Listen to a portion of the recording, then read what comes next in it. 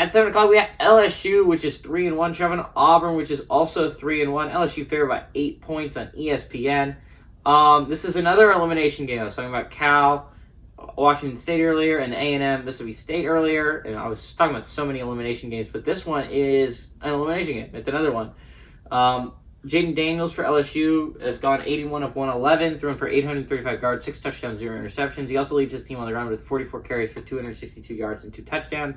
Malik Neighbors, I hardly know her, has had 20 catches for 264 yards and a touchdown. TJ Finley for Auburn has gone 33 of 53, thrown for 431 yards, 1 touchdown, 4 interceptions. Tank Bigsby has had 57 carries for 281 yards and 4 touchdowns. And Javarius Johnson has 13 catches for 231 yards. LSU's 31-24 against Auburn all time. All the last 2 games have gone to Auburn in 2020 and 2021. Obviously, the last LSU victory was in 2019.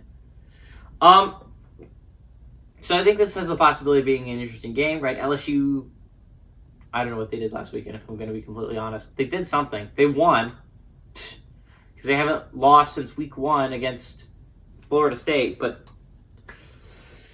could not place who they beat. I could not tell you who they won against last weekend. But Auburn, I can tell you what happened, because I did watch that football game. And I do know that Auburn won a game. I think that's putting it generously. They tried to lose less than Missouri did. If you did not watch the game, it was a dramedy of errors. It was awful to watch. It was just miserable. As a fan of football, that must have killed a lot of people.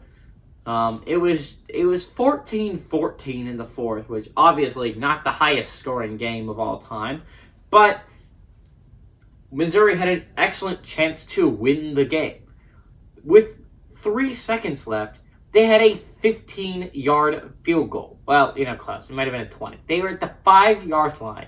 The 5-yard line, and this kicker shanks it. He shanks the 15, and I think it's 20, because they go 5 yards back. The 20-yard field goal, he shanks, which is just like, oh my God, dude. What is wrong with you? Are you serious right now? How could you shank that? But he did. He shanked it. What a legend. But he shanks that short field goal, so Missouri loses. Well, actually, the game goes to overtime. Auburn LSU. Auburn Mizzou. I don't know. Auburn misses the field goal. They do. They miss the field goal in overtime. It's a great chance for Missouri to win, right? No, they were offsides. They were offsides during the missed field goal. So Auburn gets to retry the field goal, and they make that one. So Auburn's up by 3. Mizzou drives all the way down to the 1-yard line, and then fumbles it out of the back of the end, fumbles it in the end zone. Auburn recovers it. That's how they win the game. Just, oh my God. Missouri tried so hard to lose. Auburn tried so hard to lose, and Missouri was like, nah, dude, we got this. We got the L. Trust us. So Auburn, believe it or not, is still playoff eligible, despite being, quite honestly, probably one of the worst 3-1 football teams in the entire country.